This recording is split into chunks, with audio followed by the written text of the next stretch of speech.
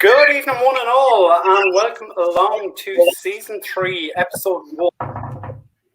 We are all here, apart from our Welsh contingent, who have dropped out due to a power strike. So, Paul, what was you were saying there before we came on air? Yeah, I think we came to the conclusion that the Welsh sheep threw the actual electrical wires and broke their internet. So, yeah. Sorry, Rich. Which was expanded in the first 30 seconds of the new series.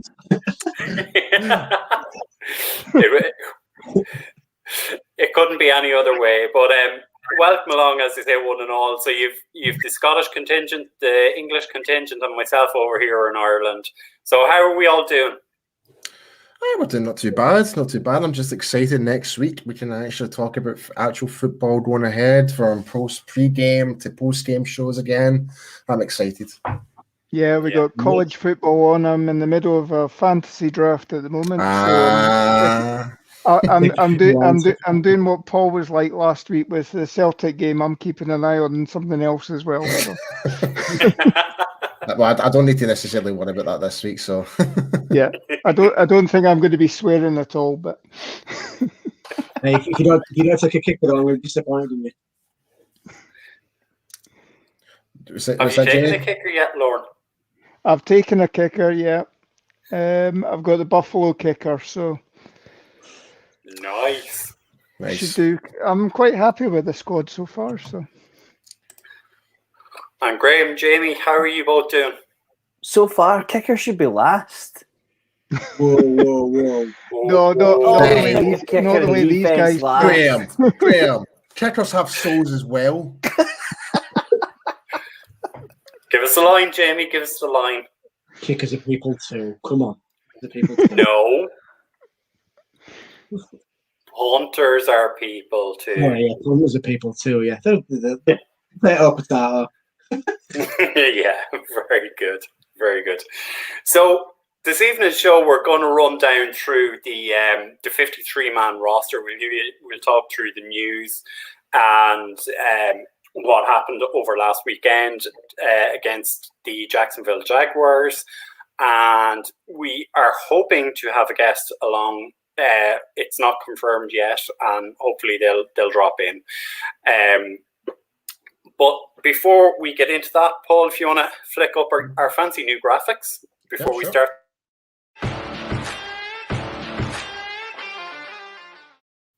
There we go. Sorted. There we go.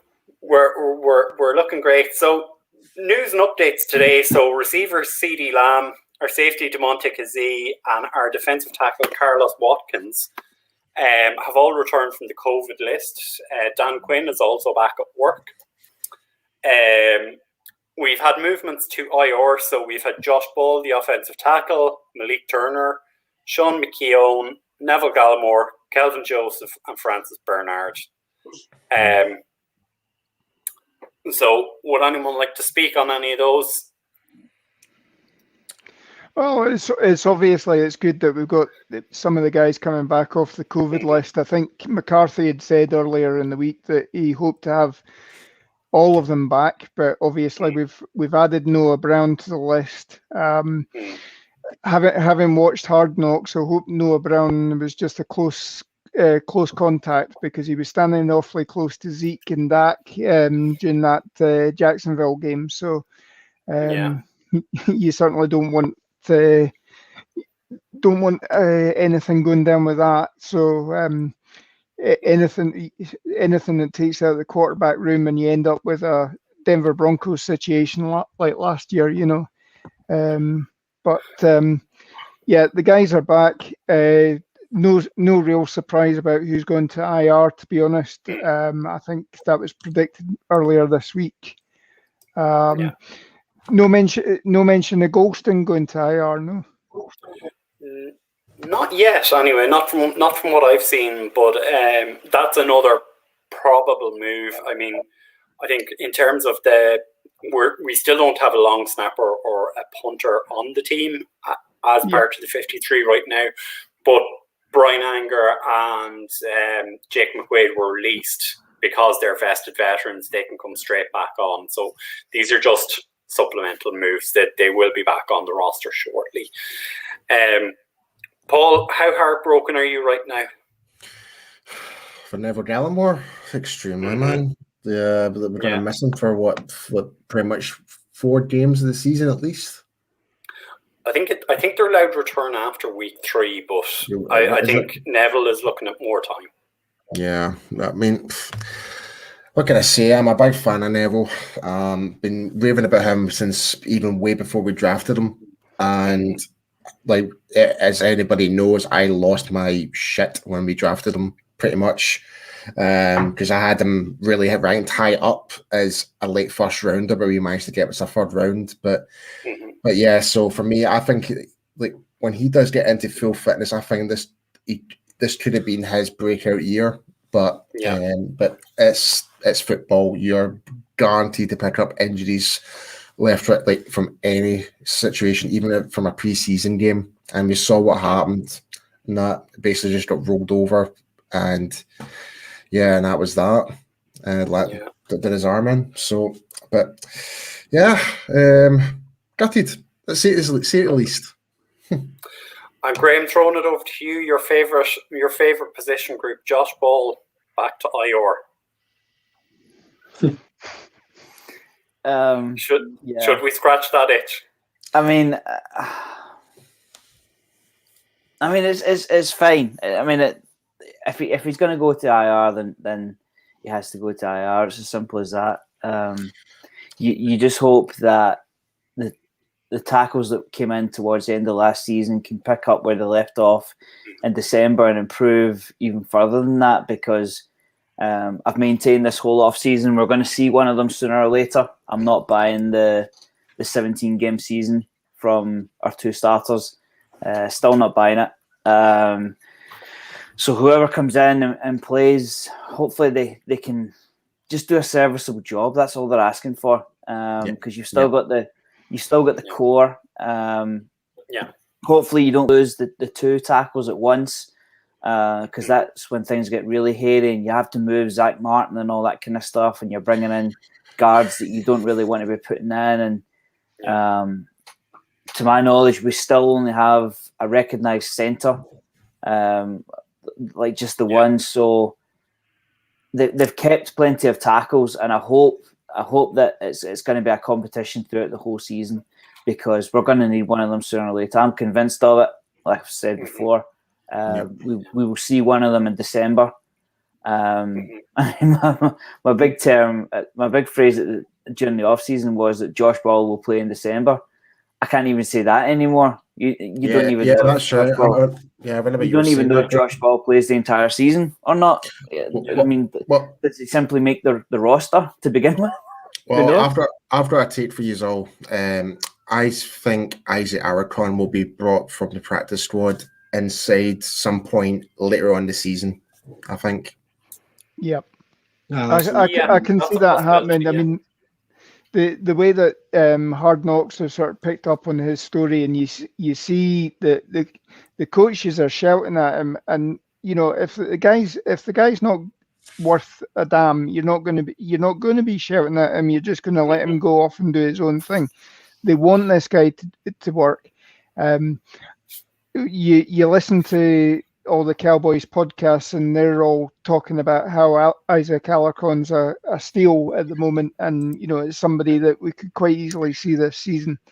It's funny that you mentioned about fellow content creators within Cowboys Nation, because guys, we've actually wanted guys, be sure to go and check out all these amazing other content creators and all these different shows. Be sure to go and check them out. Friends of the show, they've came on our show and several times, and big up to everyone that's on the list here. So guys, be sure to go and check them out. Sorry about that, Lauren. I just when you just brought it in perfectly there.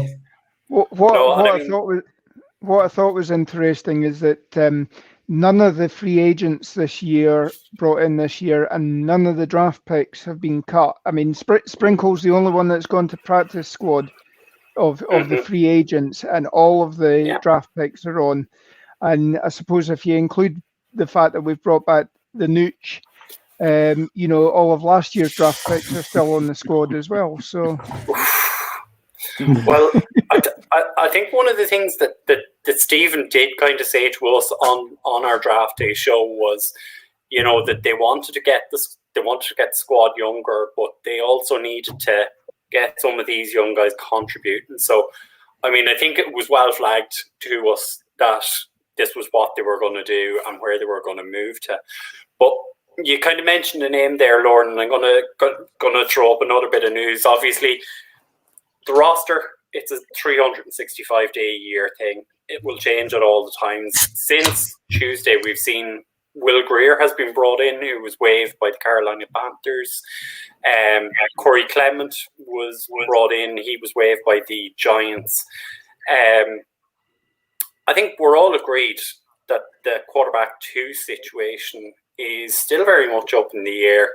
Cooper Rush is the anointed one right now. Will Greer is on the 53 and the Nooch is back. Jamie, give us your thoughts. Oh, I'm waiting for this. It's a good job it's just past the watershed because we're getting bad, won't we? But no, the backup quarterback position, I know, like we've said it before numerous times across all of us, that generally if your starting quarterback goes down, you're not essentially going to win the Super Bowl. But even this set of QBs behind Dak doesn't fill me with confidence that they can actually go out and win games. And I know Andy Dalton wasn't the be all and end all. He wasn't, but he'd won plenty of games. He played playoff games, and you had a little bit of confidence in that. You had to rely on Andy Dalton that he would get it, but none of these guys. If that goes down, then we might as well just through the season because I can't see any of these guys that are on the roster winning any games. Yeah. I mean, I think the common consensus is that if you're down to your QB2, your season's over. It's not going to happen. Yeah, and Stargang, our good friend Nick swears by this. He's like, if Prescott goes down, you can say that's our season over. He has actually religiously said that week by week. So and it's. I mean, I find we can all really kind of more or less agree on that. Like, we want to make sure that Dak stays on for all those 17 games a season. We don't even want to even have any discussion about a backup quarterback when it comes to the actual season. It's like, I mean, that's what preseason's for. It's all about who's going to be the supporting role to the big stars, which is Dak, which is CD Lamb, which is Amari Cooper, which is Zeke. Yeah. And to that point, Paul, that's why Rich and I in particular have made such a big deal about the tackle position, because as soon as your tackles go, it puts more pressure on your quarterback. He has to get the ball out quicker. He's going to take more hits. And before you know it, your offense stalls and our defense isn't good enough to see us through the season. If your starting quarterback goes down, you need a well above average defense and a running game. We've got the running game, certainly. Yeah. But we do not have the defense to make up for losing a starting quarterback. And that's why Rich and I have gone blue in the face about a swing tackle. And I don't think we've got it. Yeah. One of the other things that's pretty scary as well is, like I say, going back to the end of the quarterback position, is that Cooper Rush hasn't played in any games. Now, you look at, I don't like to mention them, but look at the Eagles, they've gone out and they've got Adam Minshew. Now, why could for what they give up to get him? Why did we not think, right, this guy's played some games? Yeah, he's not let the league up, but he's won some games for a goddamn awful Jags team. So why not bring him in and it costs a 6th-round pick? It costs a 6th-round pick, not some guy that's not taking a snap in a regular in a game. I think, to be honest, Jamie, I think with Minshew going to the Eagles, he thinks he can actually still dethrone Jalen Hurts for the starting role. He can still push him away if he was to put in the right work in there. If Dallas to approach him, he would know fine well that he's there just to be the backup. He would know fine well. Yeah. So I just mean also in terms of, like you said, there's someone like that available who's up to starting I mean, some starting experience. So that's what you want. I mean, you throw Cooper Rush in there, and no disrespect, but it's going to be a little bit like we've seen. I mean, last couple of years, you're throwing him in there, and he's not got that experience. So it's not fair on him as well. I mean, the thing with Gardner Minshew, as soon as it became apparent that Trevor Lawrence was going to be the starting number one, Minshew most of the summer has been asking to go to somewhere like Philadelphia. That was his city of choice. I think Jane Slater reported today that she'd asked whether the Cowboys had any interest in Gardner Minshew, and they hadn't even batted an eyelid. Hadn't even batted an eyelid. I don't even think that anybody had actually been in contact with them shipping him. I think it was pretty much a done deal that Gardner Minshew said, I want to go to Philadelphia, and that's the first place that they went to.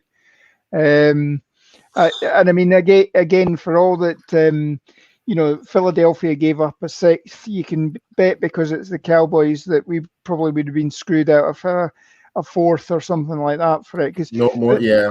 It's a sixth, but if he plays, I think it's the equivalent of 6 quarters, then it goes up to a 5th round pick.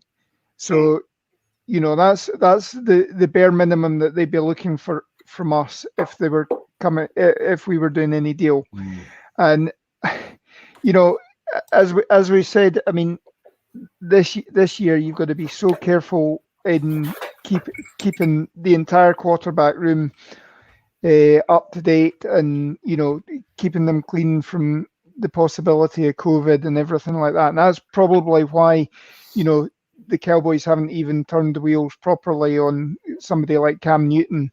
The fact that he's unvaccinated now. We'll get to that. It's funny. We were just about to throw that question to you, and this is from our good friend DJ Dog. Thanks again for the comments, my friend. You're always coming on with some great points.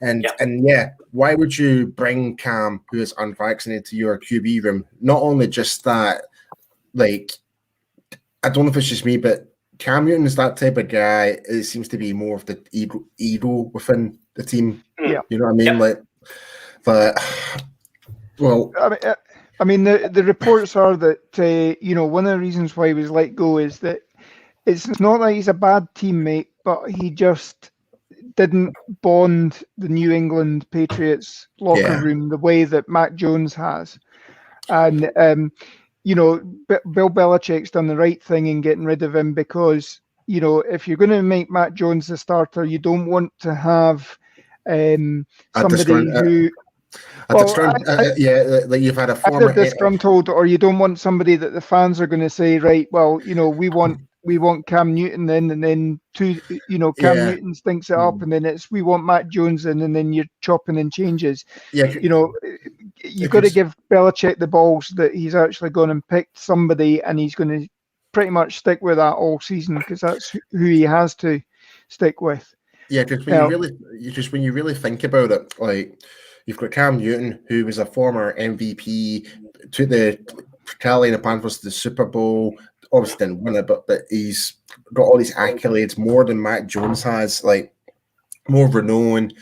But for him to, it's like, okay, this kid's now the starter. That's it. I'm going to throw my pants at it. He's pretty much like, if I was that guy and I had that success with Carolina and did okay in my first season with New England, thought things were actually on the rise, I'd be quite annoyed myself. So, and I would, like, let's be sure Cam will get picked up by another team at some point, because he's still got a lot to bring, depending on what the type of offense this particular team might want to do. But the problem with me as well, though, when since he come into the league, and I don't know if you any guys want to correct me, but it seems like he's all for himself. Like you say, the attention's always got to be in him. Like you said, look at the way sometimes he goes up to conferences dressed like an absolute pillock, and it's always him. And then you put it on the flip side, and you look at Dak. Like, literally, Dak seems one of them all the leaders on and off the field. A bit like, you look at Tom Brady. Tom Brady's that kind of person. Josh Allen's kind of looking that way as well. And it's That, I mean, look you at the don't want comment, him Jamie. yeah, exactly. You don't want him as DJ DJ Dodd once again with the comment. Yeah. Brilliant, mate. Yeah, I mean, I mean, it's just it's a massive distraction, and I can understand why New England got rid of him. And just kind of, if we brought him in as a backup, I'd be pissed. I just think he would unsettle the locker room, mate. Well, it's not just that, Jamie. It's because of Cam's reputation in terms of how long he's been in the NFL. He won't be cheap.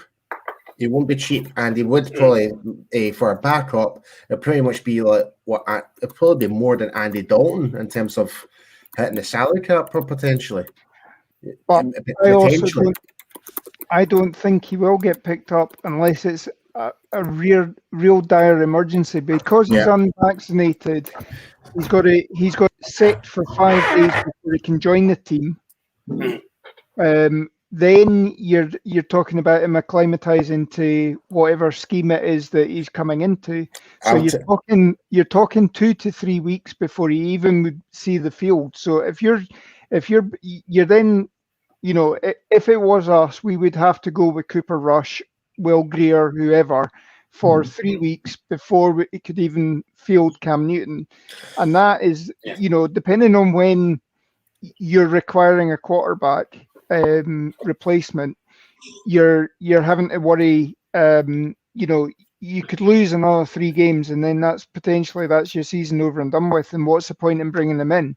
You might as well tank for one of the top 10 picks next season. So I'd be very surprised if he signed this year. Here's a question, right? Where do you realistic? I know we're kind of jumping. Well, we are kind of talking Cowboys related in this scenario, but where do you guys see Cam Newton actually ending up? For me, I hate to say this, but I think he might actually end up at reuniting with Ron Rivera in Washington. I can't see that just from listening to some of the shows across the thing. Ron Rivera was exactly like Bill Belichick. He ousted him. So I can't see. To be fair though, Paul, that was one of the first things that came up with me. But then listening to shows like Good Morning Football and stuff, and like Colin Cowherd and stuff, they were all like, Ron Rivera gave up on him. Essentially, not to turn this into the Cam Newton show, but I wouldn't be surprised if he retired. Yeah, I'm in agreement with you, Graham. I don't see Cam Newton being a backup to anybody. No, I think if he does come into the league, it'll be because somebody's gone down. Yeah, Cam Newton was at his best when he could put the ball away and make a 15-yard touchdown with his feet. That's gone now. Yeah, I don't think the arm is there. I don't think that the locker room spirit is there anymore. I wouldn't be surprised if he called it a day. Yeah. Let's not also forget that he only threw for 8 touchdowns last year. 8. That's startling. But we'll move along from the quarterback dash. But before we do that, just one quick round the house question: who will be the backup quarterback next week if Dak goes down? Greer or Rush?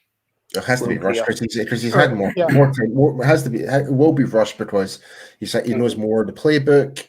He's got more of a working relationship with Kellen Moore.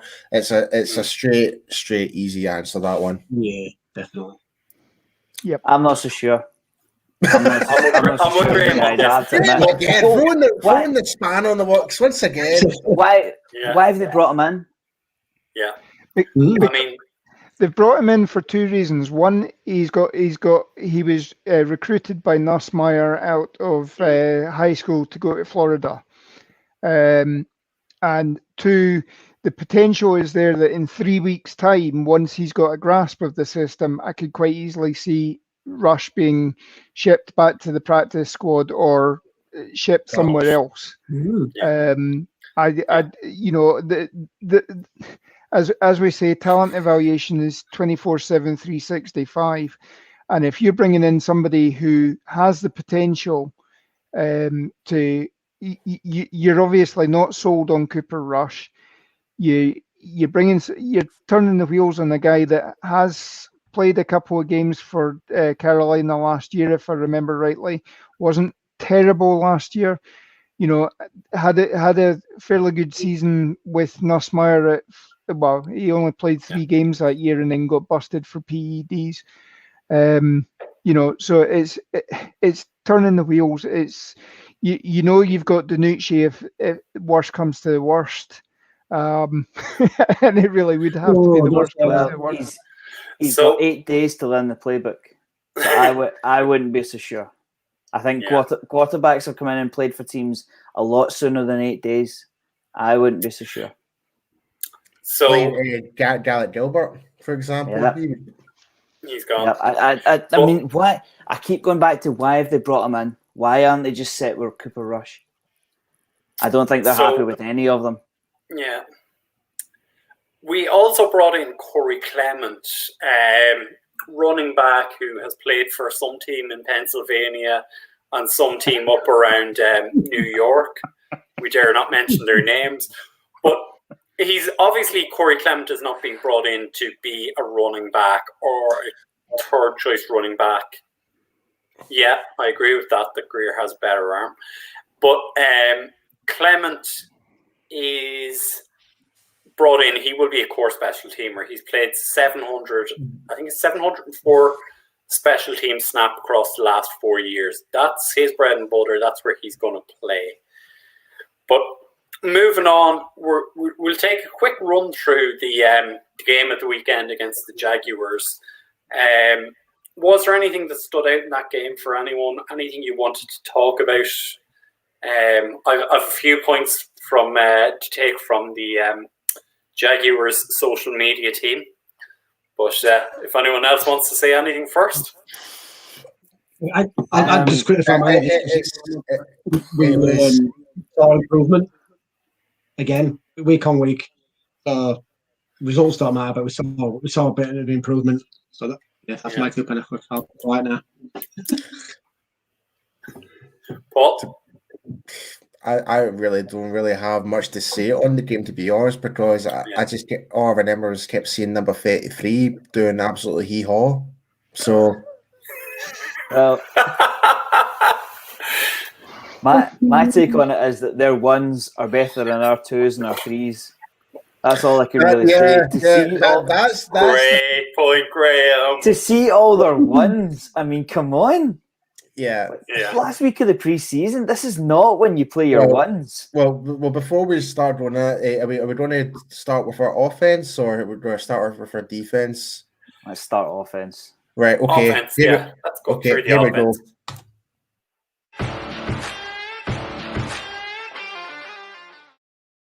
Right. There we go. So, obviously, going into it, and we've spoken about it previously, we weren't sure who was going to be the backup quarterback. Did any of the quarterbacks during that game stand out? I thought they were all trash personally, but that's just me. Like I said, I was just like, there was nothing really there. Like it's players trying to make the team. It was not what I expected. One thing I did expect was to see a lot of mistakes. People were trying to do too much to try and make the team, and it ended up costing them their job pretty much. But yeah. So when Danucci's well, not just in this game against Jacksonville, but I think the whole course and that. But if there's one thing I was really annoyed about the offense is the time given to Danucci again. Yeah. That sincerely pissed me off. Yeah. I've got a couple of points on the quarterbacks. I think the 8 pass attempts for Cooper Rush was the best news he'd had all season long, because it was basically given to Danucci to try and win the job as opposed to Cooper Rush losing it. But I do think that Danucci won his place on the practice squad with that game.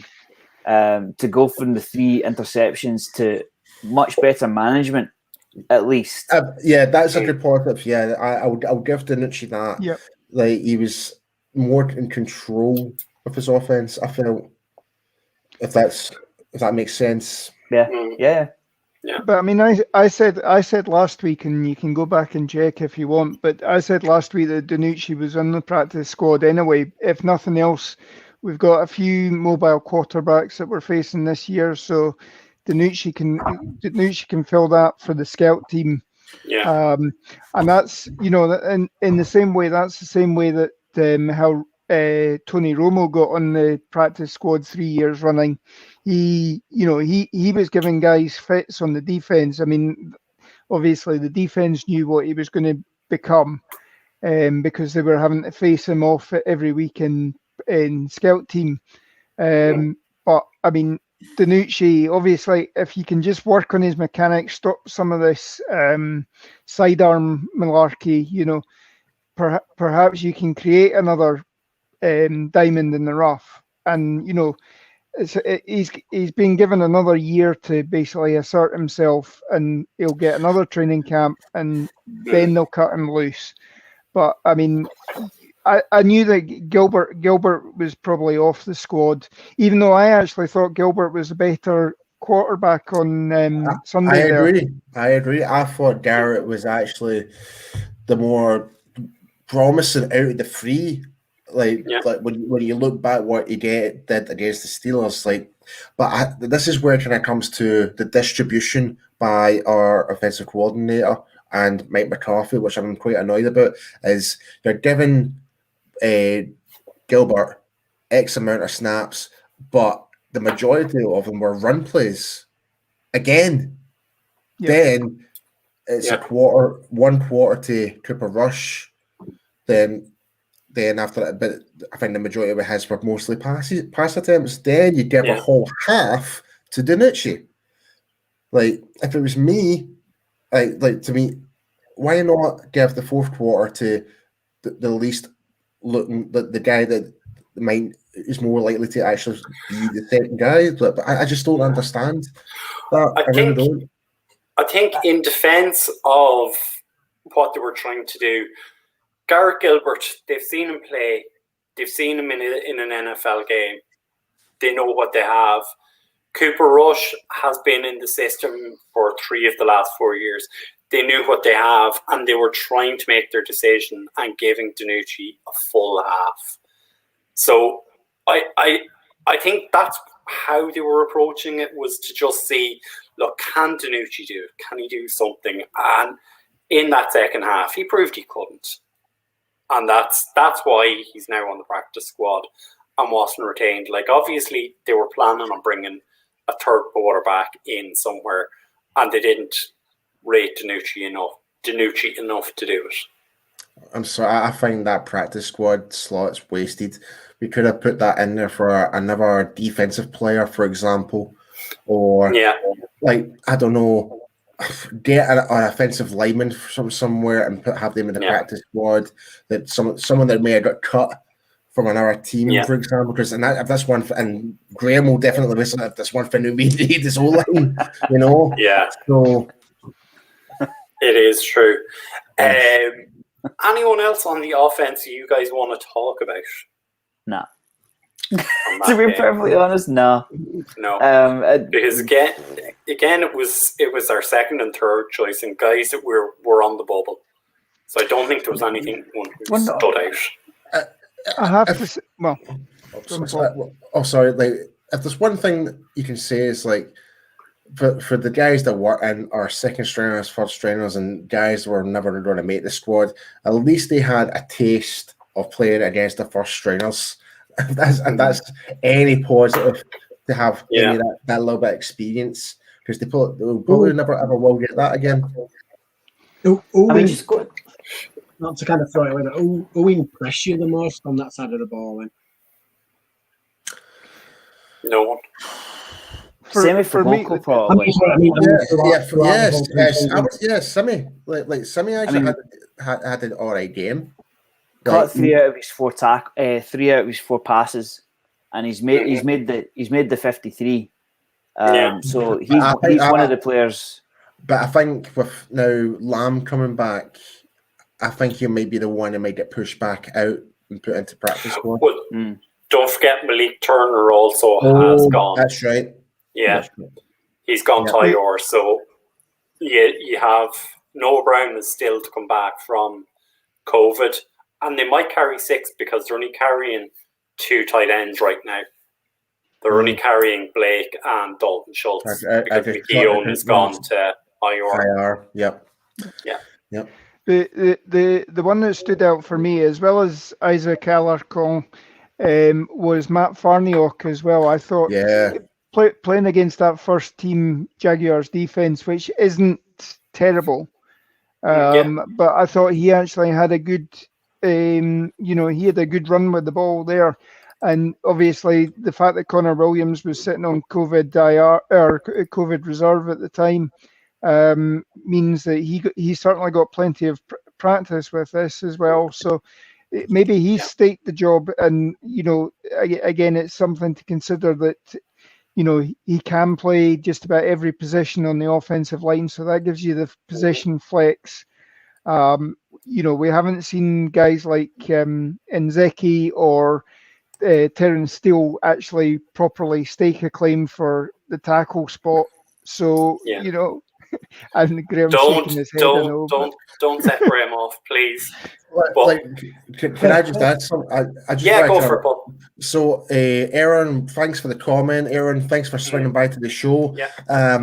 Just to kind of add and talk, I believe with the international status, he's still with him. I don't think that may be the case. Like, you made the point earlier, Lawrence, like the coaches are actually having a go at him to say you're better than this. Like the coaches think he can actually do something with the team. The reason why he's still in the practice squad is because we actually do have that 17th spot due to the international. Like I think we would still have him if that was not the case. Like, see if there wasn't for this international program, we're given that extra that 17th spot. I still think, regardless of the 16. Aracon would still made that practice squad regardless because he is like the guy can maul people. So I just wanted to kind of add that up. Being on the international player pathway as well, though, he doesn't actually count against the salary cap, so he gets paid the same as it gets paid the same as everybody on the practice squad. So it's 100. He stays on for the whole season. It's 165,000. Not a bad deal, but he doesn't cost anything against the cap, so it's a zero. I would do to be a punching bag. $65,000. Who just kind of what's up, Joe? Who actually loved like the segment with his family on Hard Knocks, like when his mum was just like, she was on it, wasn't she? Like during the game, she was loving it. His mum, I love the fact that she was just, she was like, I'm going to give it to her. I loved it. And he just seems like a really good dude as well. Yeah. Definitely, Aaron. Definitely, we're rooting for him. I think he's definitely become a so-called Cowboy favorite amongst the fans for sure. Like, just in general, he's a pet cat for us, all right. But moving on from the offense, if we want to flip it over to the defensive side of the ball, Paul.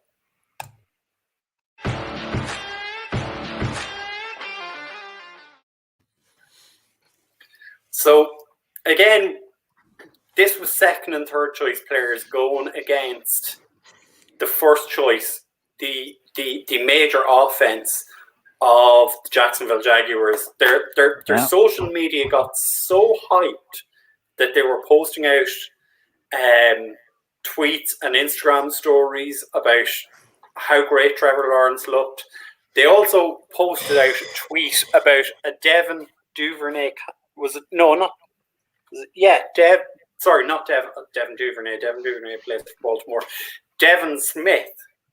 That Dev caught it. I mean, surely they need to calm the flip down. God. Really? Yeah. Have the Jags got an offense? I mean, they seem to have an offense against third stringers. Let's see how they get on once they have to play, proper defense. I'm still going to say this. Trevor Lawrence is going to fail. I'm still going to say it. I am still going to say it. But you see, this is the thing, Paul. There's no better light to put Trevor Lawrence in than going up against second and third teamers, and that's why they've done it. They want to give him as much good press as they can before the start of the season, when they want to make him look like a slam dunk, top range pick with the first overall. Let's see what happens in week 1, because then he could well come crashing back down to earth. Well, you Sorry, look just at jump- you look at just jump on what- you look yeah, at Troy Luke you Gifford. look at Troy Aikman that first preseason, and we went 4-0 in that preseason, and everybody's going, "Oh, Troy Aikman's going to be this, and this," and then we go into this Louisiana Superdome, face the Saints, and we come out putting a big duck egg on the scoreboard. Wasn't you that know, the same summer that we brought in Steve Walsh? Yep. Yeah.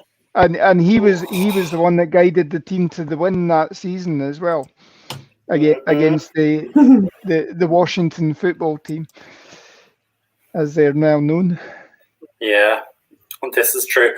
But standouts on the defense for you from the game, and I think it was it Joe or DJ Doug brought up the point there, Paul, Yes, he about did. Yes, he Gifford did. and Cox. Yes, he did. Once again, shout out to DG Dog. Once again, Luke Gifford's impressed me all preseason. he made some really nice tackles. He made some really nice As tackles. much as I love Little Cox, Luke Gifford, he's been awesome. I'm going to give a shout out to friend of the show, Meg Murray, and myself for our talking up of Jabril Cox as a potential second round pick early in the draft run. When he got to camp, it was very quiet. You were hearing nothing, and we both were saying, "Hold on a second, let's see him in games." And once we saw him in games, we saw Jabril Cox. Well, here's the thing, though, Brian. I know you and Meg have been talking like even when I was on Stargang's podcast during that moment when we drafted Jabril Cox, is like, holy crap, how's he fallen down to the 4th round? Because this guy was touted to be like early second round, and we managed to get him in the 4th. So, and this guy was one of the standouts for LSU, hands down. And he's continued on, but he's kept himself quiet throughout the whole training camp process. But now you're seeing it going for. What are you guys laughing at? No, nothing. Nothing. Absolutely nothing. Nothing at all. No, For God's sake. I see it now. Just an inside joke, folks. That's all. Nothing. Yeah. Nothing to worry about. Oh God. But I say we're going to about him, and I just think literally wouldn't surprise me if he manages to bump one of Jalen Smith or Van Der Esch down the roster. Yeah.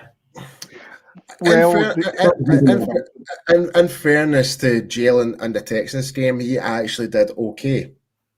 Like he actually made tackles and coverage. Like we can all say that has Jalen lost his lateral speed? Yes, but from what the Cowboys have been saying about Jalen, especially Dan Quinn, he's happy with Jalen, whatever, and that he has a role within the team.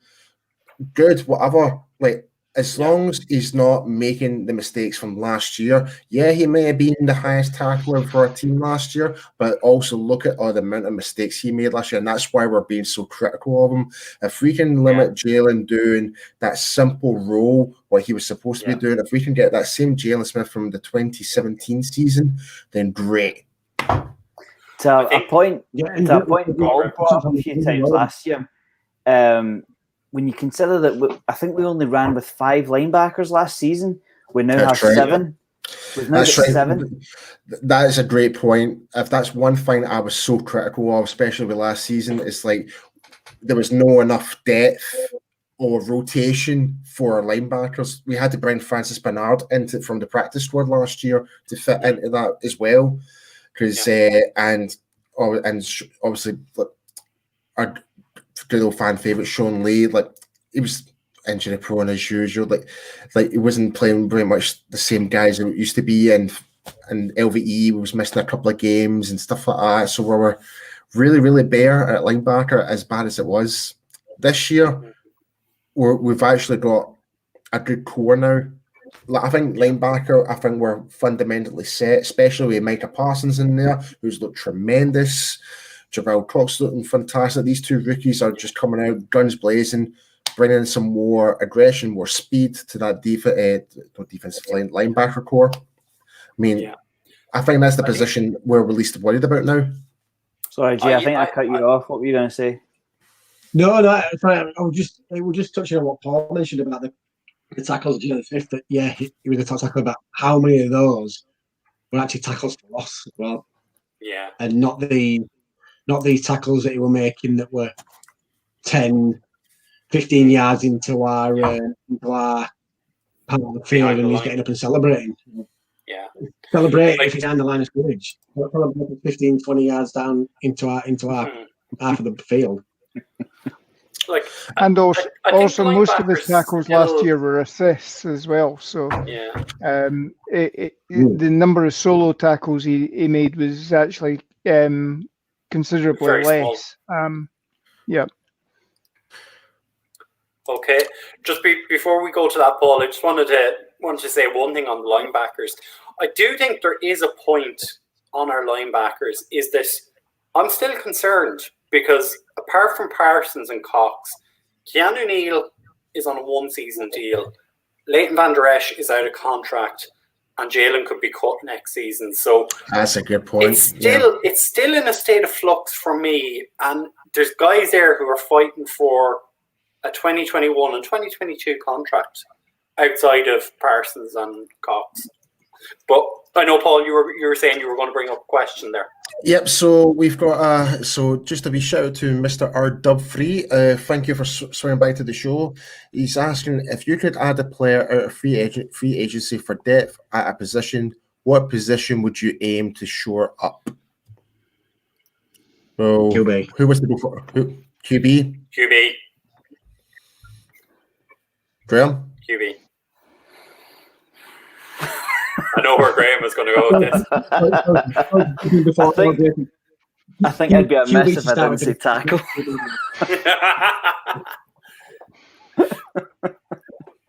Lord, I would go.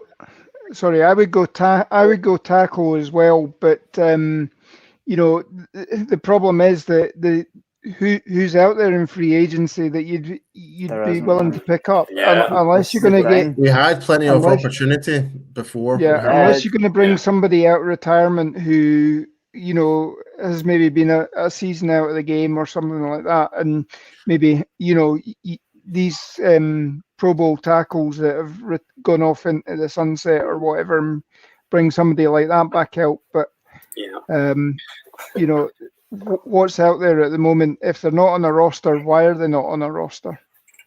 And I mean, this is one of the reasons why all these leagues like the Alliance of American Football, the XFL, have sort of failed. Is one of the things is that they can't keep their quarterbacks safe.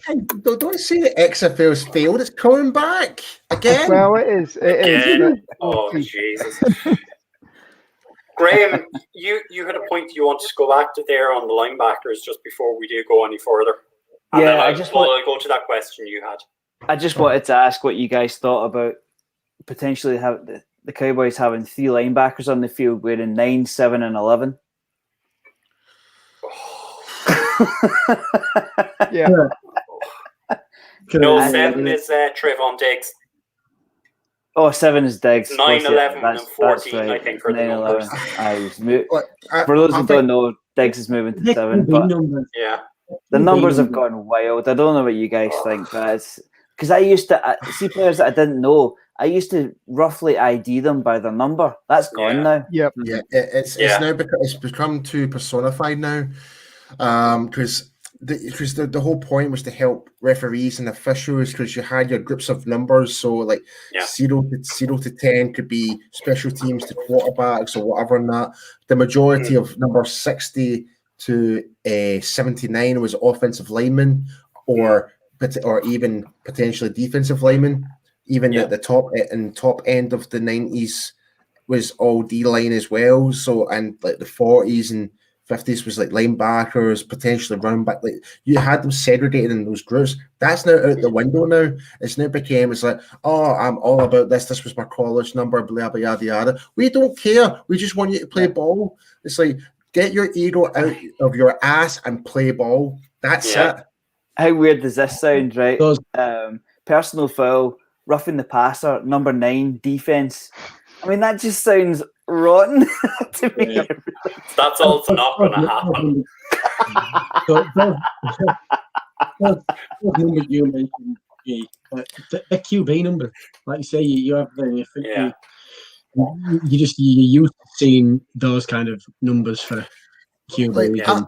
I not just that, like for the players that have changed their numbers, for myself, I've got and I'm not again trying to have a dig at Jalen at all, but I've got a number 54 in my cupboard. Like that's now kind of it's pointless now. Yeah, it's pointless. Like I'm like, just because you decide to go change your number on that, like. It's like you could actually easily cement yourself as a different chapter. Like number 9 is your college, your high school, and that. But you can all set like your goals. Like your number 54 is living in the legend. Randy White, number 54.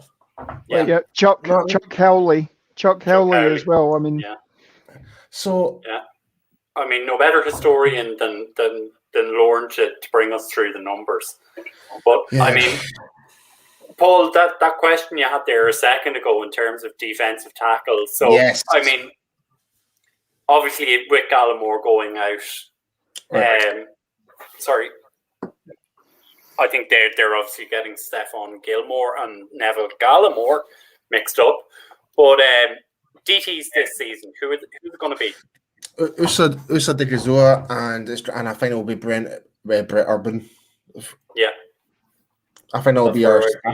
I think that'll be our initial starting defensive tackles. I'm trying. You could in rotation. Hamilton. Did Hamilton actually make the cut? Sorry, did Hamilton make the cut? He's Hamilton's on the practice squad. But you've got Watkins, who's coming off COVID. Well, he's still on COVID at the moment. Did he come off? Watkins and Connor Williams are the two that are still on the COVID list, and Noah Brown as well. Right, so because I've not actually checked the 53 man right now. Who do we have? Because I know is Osa and Brett are definites, or you also have you've Osa, you have Brent Urban, Carlos Watkins, Tristan Hill, Neville Gallimore, and Quinton Bohanna. Bohanna, that's the guy I was thinking of. Like he'll definitely be a rotation with Brett, I think. Yeah. Depending, I think, given on the situation where the opposing offense might be, if it's like, but yeah, I'm really curious to see how we slot in Bohanna in that rotation. But but in terms of starting wise, I think it will be Brett and Osa as our starting defensive tackles. Yeah, and of course you could always for pass rushing downs you could always slip Tank into the middle and bring on another designated pass rusher on the edge as well. That's right. So you could have Basham on one side, Gregory on the other, and then you maybe I don't know you've got Parsons as well, so that'd be somebody else that you could blitz from as well. So. I think when we've got a player like Micah Parsons, I don't really think we really need to slot D-Lot in there because he can easily take up that double team and let Parsons run out the outside, no problem. Like because we saw it in those preseason games, and it's ridiculous, man. Oh. My own thoughts on this are I think we could see Bohanna and Osa as your starting defensive tackles. I think the reason Bohanna being your run stuffer. Yeah, absolutely. I mean, the reason I'm saying Brett ahead of against Quinton is because the experience-wise. Yep. That's the only reason I'm doing that. Like to put two defensive tackle rookies as your starters. You would never think that. Yeah. But we still need to have that element, like element of experience of playing in the NFL, and I think Brett will do that and help guide that. Like we've kind of seen that. We've seen wee small glimpses of how Brett interacts with his fellow D lineman. He's seems like a guy is a very much of a team player. For me, I don't know if it's looking on the unit as a whole.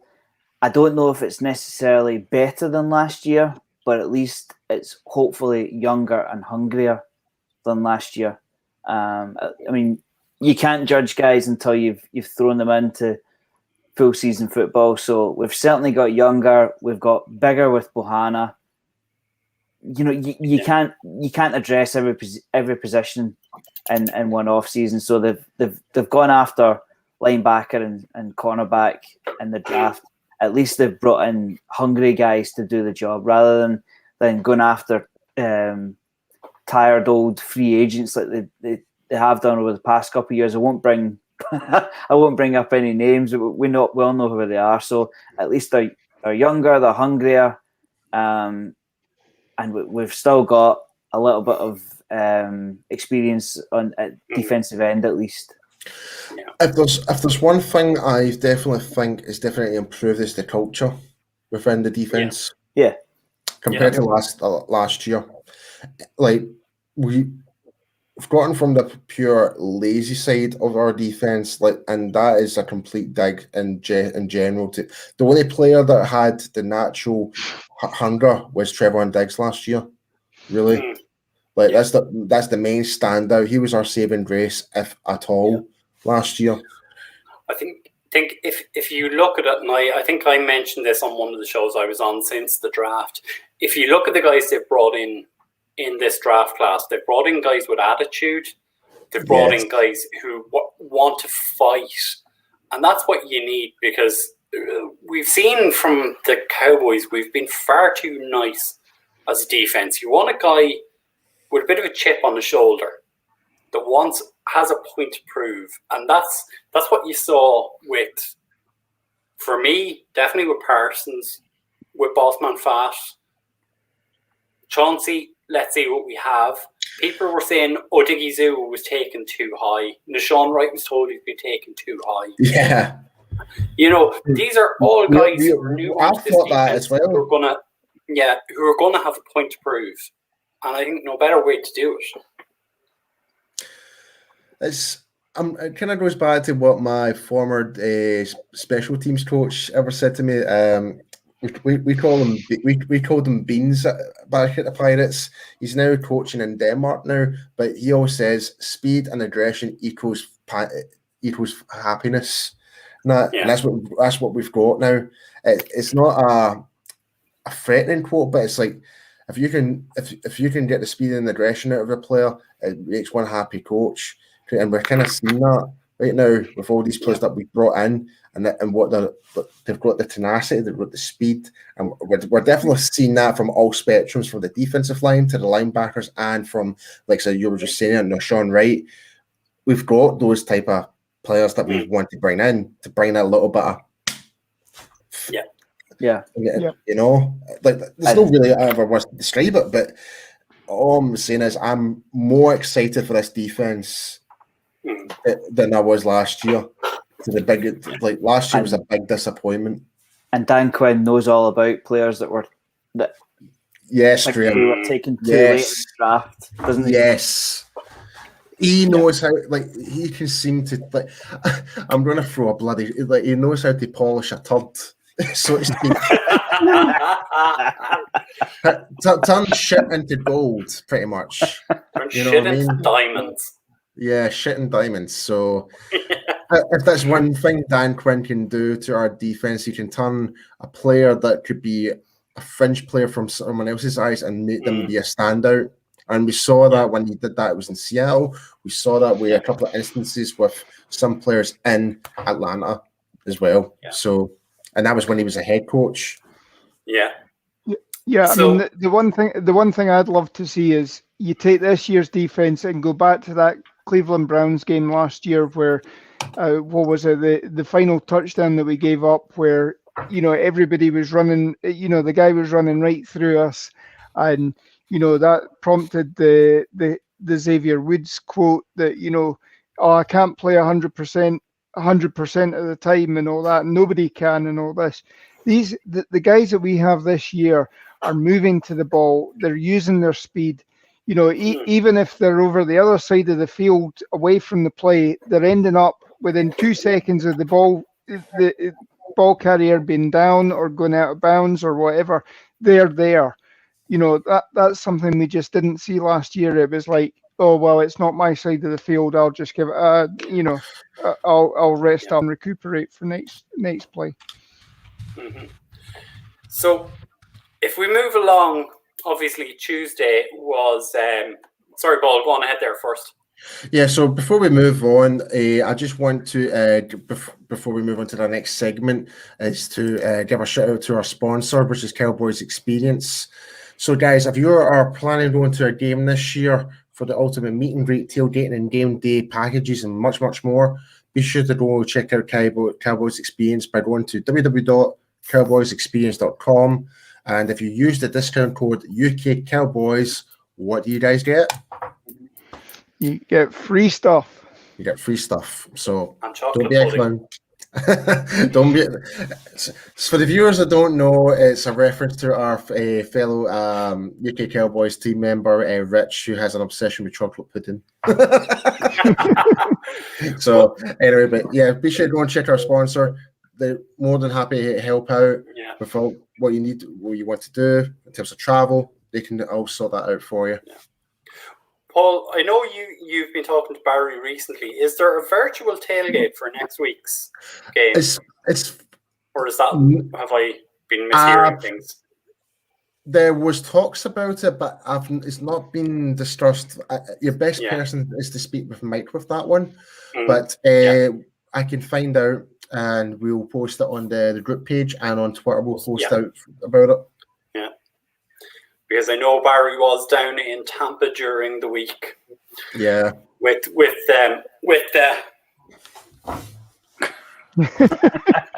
Kenny the Shark and Michael Tover. But moving along anyway, as we say, Tuesday was final roster down to 53. For any of you, was there anyone you were surprised that was kept? Was there anyone you were surprised that was cut? Is there, or were you relatively happy with the moves that were made? The one sort of surprise that was on the roster to me is Azur Kamara, to be honest. Especially, and I know it's maybe the way that Hard Knocks edited it, but he just looked like he was getting thrown around like a rag doll there. And I mean, he's listed at 245 pounds, but I mean, he looks like a cornerback trying to play defensive end, and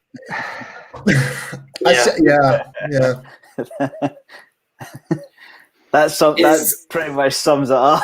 I mean, that's exactly what it looks like. I cannot really add much more to that. I mean, don't get me wrong, I do like Azur. I do like Azur, but he can adjust to play the outside linebacker position as well, and I think it's that more of a hybrid thing for Dan Quinn, and that's why he's been kept on the team, because he can play the outside linebacker in case. It's more of that reassurance backup for the ends and linebackers. So in a way, and also the special teams as well. And again, and a big shout to DJ Dog as well. Again, special teams unit. Yeah, so I think that was the point I was going to make, is that you'd expect he's going to be one of the aces on the team. Absolutely. Because one of the cuts they did make was Deontay Burton, who has been a core special teamer for the last 3 or 4 seasons. So I could understand that Kamara being kept around. Darian Thompson as well. Darian Thompson was cut, and he's been brought onto the practice squad as a practice squad. He's been given a protected status. He's costing $250,000 instead of the 156 or whatever. He was I would say he was one of the biggest disappointments, to be fair. I didn't expect much from him. Like he was a 6th round pick, I do believe. So he was never going to be lights out. I wouldn't say, moving on to another player, I wouldn't say it's surprise. I would say it's more, I'm glad that he did, and it's Maurice Kennedy.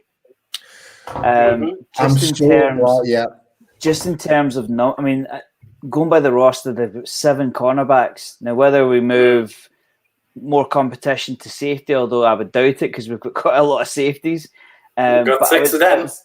It was just, it was more reassuring to see that if you do flash in preseason, you do get noticed and you will get kept on. And Kennedy was consistent. He was consistent through camp. He was showing it in the games. He deserves to be in the team 100%. Yeah. I mean, when you consider the experience of, they've got the experience of Brown, Diggs is going to be a great player for us, and they spent so much in the draft, and then to go and keep Kennedy as well, I think was encouraging. Because there's every chance they could have just said, you've done a great job for us, but we're going to put you in the practice squad and hopefully somebody doesn't take you. But they've decided to just keep him anyway. I've got one for you, and I'm like, he's made the team, but in a way, it seems to be this particular player. It's like every year he makes the team, but we don't see him, and that's Dorrance Armstrong. Are we actually going to get to see him play a regular season game? Because it seems like when he's made the team, we never ever see or hear about him at all. Special teamer. Yeah, but after the whole promise, he looks good in camp and stuff like that. Is this going to be the last time we're going to talk about Armstrong? We've been down this road before with Armstrong, where he's flashed in preseason, he's got a couple of sacks, and then done jack shit. Pretty much. He's in a contract year, so I would expect him to try and light it up. But if we're relying on Dorrance Armstrong to be our pass rusher, I'm worried. I'm genuinely worried. Yeah, I mean, I'm just looking at our defensive linemen right now. So we've got Bradley Ane, Dorrance Armstrong, Terrell Basham, Quentin Bowana, Chancey Golston's in the team, but when is he actually going to make a start? We don't know. Randy Gregory, Azur Kamara, DeMarcus Lawrence, Osa Idikazua, Brent Urban, and Carlos Watkins. Then obviously when Neville Gallimore does come back, who's going to fit in, like the shifting within the rotation for the 53 man, we don't know. But I mean, defensive end wise, I'm particularly happy with, and defensive tackle as well. Like I'm trying to find my words carefully here. I'm not ecstatic. I'm not ecstatic, but I'm happy and content with it. Yep. Like in terms of what these players can do and what they can deliver. Like we obviously don't have a star defensive nose tackle or anything like that, but these guys could actually be the whole Dan Quinn diamond in the rough. Like for example, Osa could be one of those players that could actually oversee expectations by mauling people, you know. So the concern I have, and maybe it's just me, and look, we'll see what the rest of you guys think. Who's our third defensive end? Because for me right now, I would think Brent Urban is more likely to be your third defensive end than a defensive tackle, because I couldn't rely on Dorrance Armstrong or Bradley Anae as things stand. You've made a really fair point there, Brian, because again, it kind of goes back to how what our formation is going to be. Like I think primarily we're going to be more as a free front, so that is pretty much going to be like one defensive tackle. So, and that will likely be Osa. But in terms of defensive ends, it can be Brent Urban. But for me, I would say it'll be our second guy would be Randy. I think it has to be Randy. It has to be Randy Gregory. Has to be. Yep. So, Kirby like, as well could be so, bit of a- so if you're talking about depth wise, our starting DNs would be D-Law, Randy Gregory. Then after day 2, I would probably put Terrell Basham, then Brent Sorry. Urban. After Sorry, that. I did forget about Terrell Basham. Yeah. Did you? So day 2 for me would be the backups to D-Law and Randy for me. Yeah. I'm hearing they kept Basham just for his stand-up routine. Oh yeah. Sorry, Jay, I know you've not seen it yet, but you'll enjoy that later on. If he fluffs it under pressure, I mean, when Yeah. So another concern that I have when I saw the makeup of the squad, so 22 on offense, 29 on defense, and 2 on special teams. Now, as we said, that's a fluid situation. We're 3 now, apparently. 3. Yep. So I don't know if this has been updated, but I'm just looking based on the Wikipedia right now. So we've got Jacob McQuaid as the long snapper. Jacob McQuaid, yeah. Greg Starline is a kicker, and Brian Anger. Yeah. So those guys were always going to come back on. Right. But in terms of our offense, we've 22 guys, and I know I'm going to feed right into something Graham wants on this. Here we go. Our first team, our first 11 have barely taken a snap in preseason. Discuss. Yeah. I'll leave it to you, Brian. Graham, sorry. I'm probably being nervous and overcautious. I mean, there's people in the Cowboys offense that actually deal with these players on a day-to-day basis, and I'm just a fan watching from the outside. But I did have concerns earlier on in the preseason where Zeke hasn't taken a meaningful hit. I posted in our chat that I don't know if you guys have seen Zeke on the floor after being tackled at any point. It seems to be arm tackles. I just wonder when it comes up against that Tampa defense. I think that's the first meaningful hit he's going to take. Now, obviously, I have every confidence in Zeke Elliott. I still think he's a top 5 running back, despite the advancing years. Certainly for a running back, they've taken precautions with Dak. I get that as well. I mean, I don't think Dak necessarily needs to take a hit. You know what I mean? Like the less hits on Dak, the better. I just feel that we haven't seen an offense in full flow just yet, and we're about to go and play the Super Bowl champions on Thursday. I'm just a little bit apprehensive about it. Yeah. For me, I mean, we have seen our starting wide receivers. We've seen them out, but it's not been thrown by Dak. That's the only thing. That we've not seen really that other than practices or scrimmages or whatever that. But and obviously with Dak's restriction not to throw the ball with the whole counter thing, so they're taking close eye on that. Am I a wee bit worried? Not necessarily. I'm kind of in the same boat as Dream here. I'm just, like a fan, I'm just questioning it. And are we being too cautious or what? But I just hope, rest assured, that, so especially our running game, we're coming out to smash some defensive line that Tampa Bay just put them in their backside. I just hope that's the case. I mean, anything to add? Well, you can say, we didn't. The offense didn't have an off season or preseason last year either. And it took a half to probably get started against the Rams. It probably took a quarter against the Falcons in game 2. What concerns me is I've heard that the Buccaneers have been actually working on a 5-man defensive line to face us and bringing all of their pass rushers onto the field. And, so you got guys like JPP, you know, and going up against that offensive line who haven't worked together properly this season.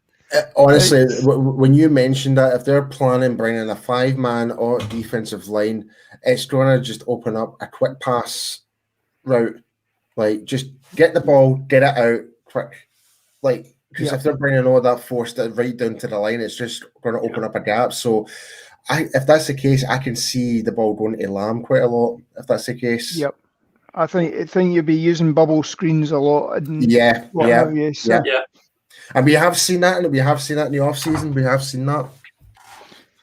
Yeah. I mean, my one comment on that is if you're going to go with a 5-man front, you're leaving Amari Cooper man to man. So let's see what happens there.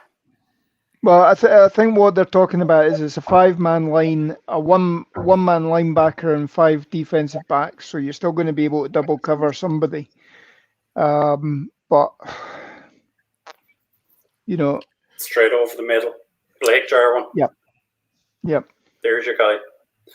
Well, if that's the case for the run game, all it takes is one gap.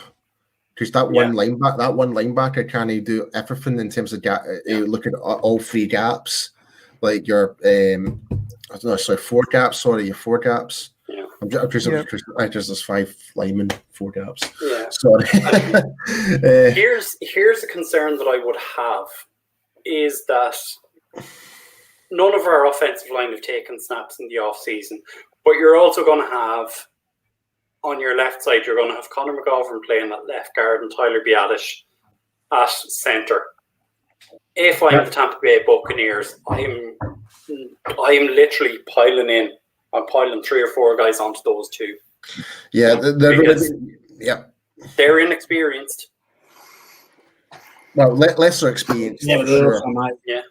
They might not have. They may, like, especially McGovern. I think he doesn't have the same size and I would say strength wise compared to Zach Martin in the opposite end. But there is quite a bit of a size difference between the 2 of them, so that may play a factor in as well. But yeah, if the Tampa Bay are going to go something, it's pretty obvious where they're going to go. It's go after that weak side of the left guard and centre and try and get through the middle that way. Just think, Brian, we could have had Rashawn Slater in there instead of Williams. Never mind. I did see that. And the Deep Blue War story documentary last week. That's who it was down to. Yep. Don't get me in. I would have loved Rashawn Slater, but I'm actually still quite happy the fact we got Parsons. I think when you really think of the future going ahead, and I can't remember when you mentioned it, there's LVE's contract expiring. We might actually end up cutting Jalen. It's like, you know what? It actually makes more perfect sense the fact that we went for Micah Parsons. Now, when you think about it, in terms of going forward, just other than this season. So you have provided a beautiful segue into wrapping up the show there, Paul, with your mentioning of Micah Parsons. We're not going to deal with Hard Knocks this week, folks, because Jamie hasn't seen it, I haven't seen it yet. So the Yorkshire and Ireland dial-up broadband speeds are not good enough for it. But but I like the Welsh one. You're always getting disconnected. Yeah, well, the sheep have been biting through the lines again.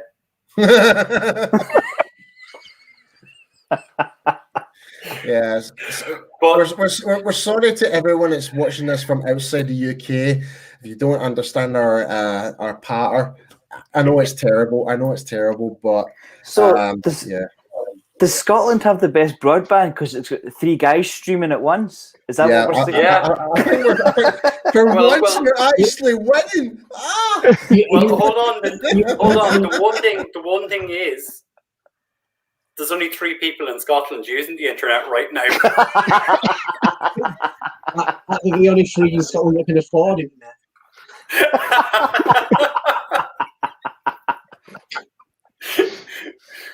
But before we do go, I thought of a question there for you guys, and I'm going to go around to each of you. give me your offensive, defensive, and rookies, offensive rookie and defensive rookie of the year for you on the Dallas Cowboys. Who do you think it's going to be? Where's that crystal ball? Hold on a minute. Jamie, do you want to start us? Offensive rookie. Offensive rookie. And you know, I'm saying both everyone as an I'll offensive and an offensive rookie in defense and defensive. I'll go first. I'm going to say Matt Farnock. Ooh, offensive. Well, we only have two, so. Yeah. Oh, sorry. No, we've three. We've Simi as well. Yeah, so it's a limited choice, but for the two of them, I think it's going to be Farnock in terms of the offensive line. So it could actually be an hour rough in the gym, hopefully. Yeah. Or a diamond in the rough, sorry. I'll say Farniok as well, and as for veteran offense, I'll say CD Lamb. I think he's gonna ball out this year. I like what you're doing there. Yeah. Defensively, I will go Trayvon Diggs builds up on last year, and I will go Micah Parsons, obviously, for the rookie. Yeah. Good calls. Sorry, I didn't even give my veteran and defensive guys there. Sorry, I didn't realize we're doing veterans there. So for veterans, I'm gonna add Zeke. I'm gonna say Zeke this year. So comeback year for Zeke. Comeback year for Zeke. Yep. And for a defensive veteran, I'm going to go for. Let me see here. Randy Gregory. I'm going for Randy Gregory. Nice thoughts. Have you a defensive rookie? Defensive rookie, and this is it's not going to happen, but it's an out of the box. I am going to say Israel McQuamu as an out of the box scenario for the safety position. Interesting. I like it. Because the reason we're saying that is safety is one of those positions that we've been craving for. You could be the guy. Yeah. You could be the guy. But we all know it's likely to be Micah Parsons, but I'm saying Israel in this battle. Jamie, Graham, have you deducted who you're going for? Jamie's got the pen and paper out. Yeah, I saw that. I thought it was Bryce is not clouds of steam coming out of his ears. Yeah. Offense for rookie, I'm going to go with exactly the same as you guys. I can't see maybe anybody else. Offensive rookie, I'm going to go Zach Martin. That's right. Offensive player, I'm going to go Zach Martin. Yeah. Sure. Defense veteran, I'm going to go. Can you really say veteran? I'm going to say Trayvon Diggs. Right. Yeah. No, that's okay. Well, he is. Yeah, he is. He is. He's not a rookie anymore. And then for rookie, I split them. So I'm gonna go between either or Jabril Cox or Nashon Wright. Oh, okay. Interesting. Okay. Graham, over to you. Right. Like everybody else, I'm going to say Farniok because there's little choice. And let's face it, along that offensive line, he's going to start at one point, isn't he? Absolutely. Yeah. For offensive veteran, I don't know how any of you guys can look past the driver of Team 40 Burger, and that's Dak Prescott. We're not looking past him. I think Dak will be a stick on. Basically, I mean, America's team's quarterback lighting up the scoreboard because he's going to have to every single week. I think he's a stick. Yeah. Unless, barring injury, I think he's a stick. He's a stick on. I'm going to go a little bit out of left field for you on the overall defensive player. The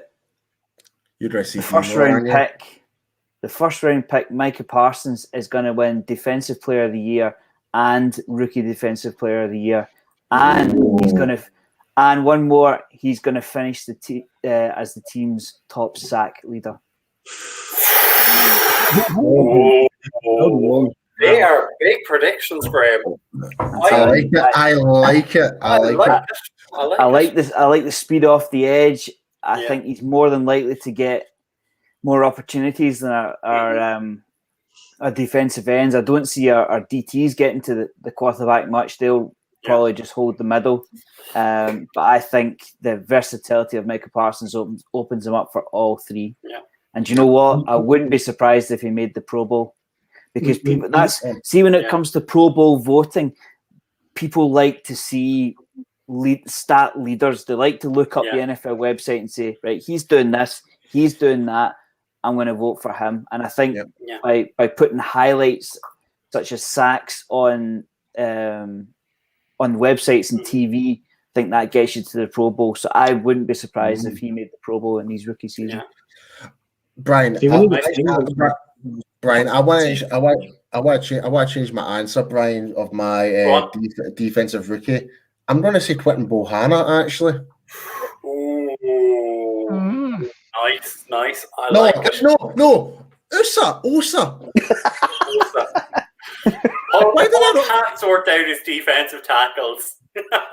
Paul, I'll give you a second to think, Paul. I'll give my answers because obviously, guys, it has to be Osa. Obviously, I was thinking about this, so I had time to think who I was going to go for. So I'm going to go left field from you guys. I'm going to say Simi Fehoko for offensive rookie because he's the only one that's going to get on the field and get meaningful snaps. All 10 of them. Our offensive veteran is going to be Tyron Smith, and I think he's going back to an all-pro. His stinger issues have cleared up. I hope he will last the whole season. Graham is doubting me, but I hope. Brian, I'm telling you right now, it's not going to happen. I'm telling you right now, it's not going to happen. You will miss at least Graham, 2 games. We should do a bet for you, Graham. if Tyron Smith makes 17 games a season, you need to, I don't know, drink half a bottle of, I don't know, we'll think of a point. Yeah. On stream. And what if it comes up? What are the other 6 going to do? We'll do the same. I'm telling you. I know Jamie will be up for it. But in terms of defensive rookie, I'm going to go with also Digizua. Yeah, I don't know how I don't know how I missed him out though. And for my defensive veteran, the position that I have wanted for years, a goddamn free safety at last. Malik Hooker is going to be my defensive veteran of the year. Okay, I like we are going to get a playmaker at free safety. Oh, okay. So, yeah. So Randy Gregory, he's I like it. Yeah, definitely Randy Gregory for me, man. So about the D line. Yeah. But before we go, any final thoughts or any final words? No, I'm just so glad that football's almost back and we can actually dissect the game and get really excited for the pre-game show next week. Yeah. Yep. I'm going to try as much as I can to be on the pre-game show, but I just want to make a plea to Cowboys Nation, the whole of Cowboys Nation, Cowboys Twitter, Cowboys social media. We're going up against the Super Bowl champions on Thursday with an almost brand new defense. Let's not kill them straight off the bat. Let's give them an opportunity. Mm-hmm. It's a long season. Yeah. I've got to give them six games before we know what the defense is going to be like. And to be honest, 6 games before you know what the offense is going to be like as well. As we've talked about, you got to see them gel properly against the ones. It's all very well going up against the ones in training camp and everything like that, but you got to see them up against the big boys from the other squads. Yeah. Um, There's every chance that 9 games will win the NFC East. So let's not kill them week 1 of the season. That's my plea to Cowboys Nation. Yeah. Let's not get on their back straight away. Yeah, like losing the first game of the season is not the end all be all. Yeah. Jamie, and you got to remember that. Anything to say before we go? Football's back. Isn't it? Football's back. That's all back. that matters. It is indeed, DJ Dog. We will be doing the pre-game show before the game, so be sure to go check it out, man. If you're available. And my wish is Parsons to get one clean shot on Brady. That is a bet. That is a good bet. That is like very I would like the odds on that to happen is like.